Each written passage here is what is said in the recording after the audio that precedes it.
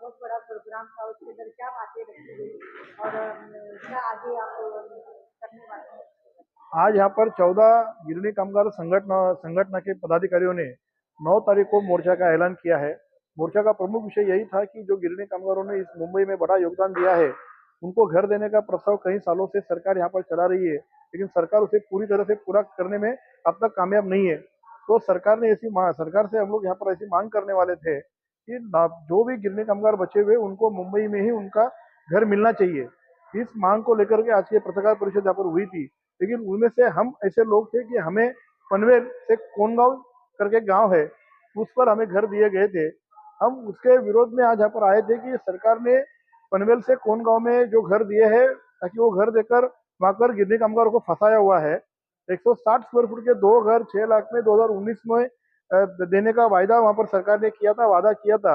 हमने पैसे भी भरे थे। 5 साल के वक्त के बाद में हमें ये घर मिले, लेकिन ये घर उस वक्त रहने के भी लायक नहीं थे। सरकार ने हमसे एक झूठा आश्वासन हमें दिया था कि आप लोग रहने के लिए जाइए, आपके घर हम दुरुस्त करते हैं, आपका मेंटेनेंस को माफ करेंगे, आप लोग पहले रहने को जाइए। लेकिन हमको रहने जाके वहां पर 6 महीने हो चुके हैं, अभी तक सरकार हमारे पास वहां पर उस तरह का ध्यान दे नहीं रही है। हमने भी एक बड़ा मोर्चा हुआ निकाला हुआ था, लेकिन सरकार हमारी मांगों पर अभी भी गौर नहीं कर रही है। इसीलिए हमने आज जो 13 संगठनों ने जो मोर्चा का आयोजन किया था, उसमें हम खुलकर उनके साथ में गए हुए हैं। हमारी मांग यही है कि अगर सरकार ने हमें कोनगांव में घर देकर एक मुंबई के बाहर फेंका हुआ है, या तो हमें पूरी सुविधा दे, हमारा मेंटेनेंस माफ करे, या तो हम अपने घर की चाबियां आपको वापस कर देते, हमें मुंबई में घर दो।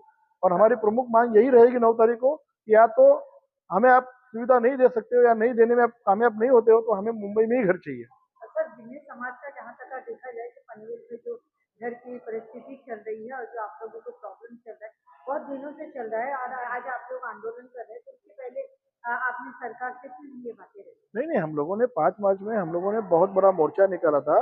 अधिवेशन में हमें हमें काफी जगहों से आश्वासन मिला था। उप मुख्यमंत्री एकनाथ शिंदे साहब के भी ऑफिस से हमें आश्वासन दिया था कि हम जल्दी आपका मेंटेनेंस माफ करेंगे, आपको सुविधा देंगे।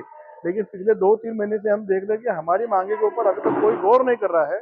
हमारी काफी मांगे हैं, मेंटेनेंस के बावजूद हमें अभी सुख सुविधा की और काफी कमी है। वहां पर कोई भी सुख सुविधा आजू बाजू में नहीं है, ना बस की है, ना स्कूल की है, ना कोई सुविधा नहीं है, ना मार्केट की है। हम चाहते हैं कि हमें अगर आप लोगों ने घर दिए तो पूरी सुख सुविधा से भरे हुए हो, या अगर आप नहीं दे सकते हो तो आप तो मेंटेनेंस भी आप लोगों ने माफ नहीं किया है, तो हम सारी मांगे आपके पास से हम आप बाजू में रख देते हैं, आपको चाबी वापस कर देते हैं, हमें आप मुंबई में घर दे दीजिए।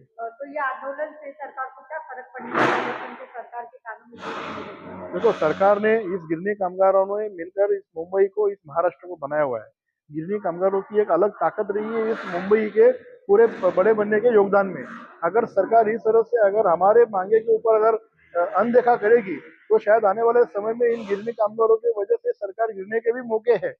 गिरनी कामगार अगर जब भी इकट्ठे हुए हैं और उन्होंने जब भी आंदोलन किया है, अगर सही समय पर अगर उन्हें न्याय नहीं मिलता है, तो सरकार को बदलने की ताकत भी गिरनी कामगार रखते हैं।